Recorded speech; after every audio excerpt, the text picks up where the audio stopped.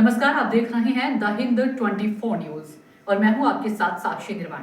आइए नजर डालते हैं आज की कुछ बड़ी खबरों की ओर। सरदार पटेल की 150वीं जयंती के अवसर पर एकता मार्च निकाला गया, जिसमें सबसे पहले श्री वालीनाथ मंदिर में दीप प्रज्वलित कर कार्यक्रम की शुरुआत की गई।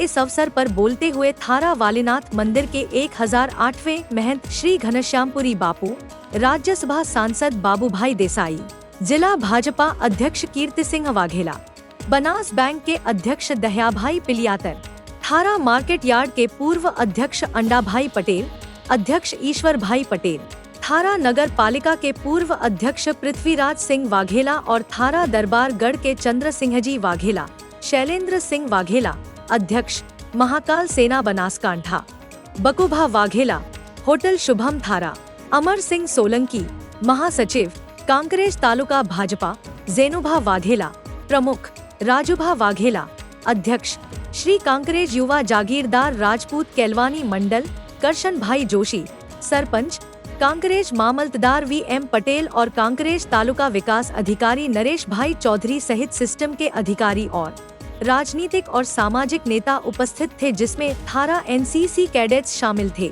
सबसे खास बात की बात करें तो मैदकोल के ग्रामीणों ने पदयात्रियों को हनुमान जी मंदिर में माला पहनाकर सम्मानित किया और शिहोरी RSS ने नींबू पानी की व्यवस्था की। बनासकांठा जिले की सबसे बड़ी पैदल यात्रा थारा से देव दरबार जागीर मठ तक पहुंची और 1008 महंत श्री बलदेवनाथ बापू का आशीर्वाद लेने के बाद सभी ने भोजन और प्रसाद लिया और प्रस्थान किया।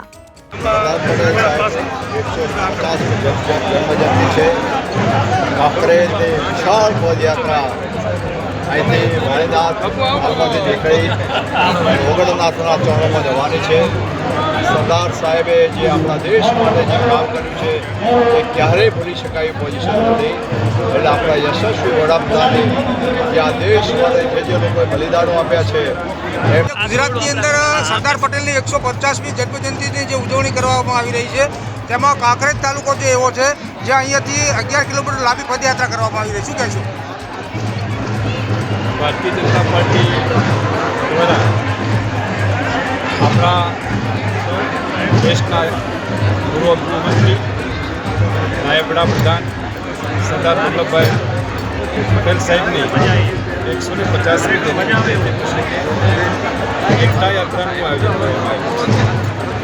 આપણે કહ્યું પ્રમાણે લાંબી યાત્રા 11 કિલોમીટર सरदार वल्लभ भाई पटेल साहेब जीवन देश में समर्पित जीवन एमનું પદ એટલું ઊંચું છે, એવું મહાન વ્યક્તિત્વ, તો એમના માટે તો એકતા યાત્રા જેટલી લાંબી કરીએ એટલું ખૂબ સારું કહેવાય।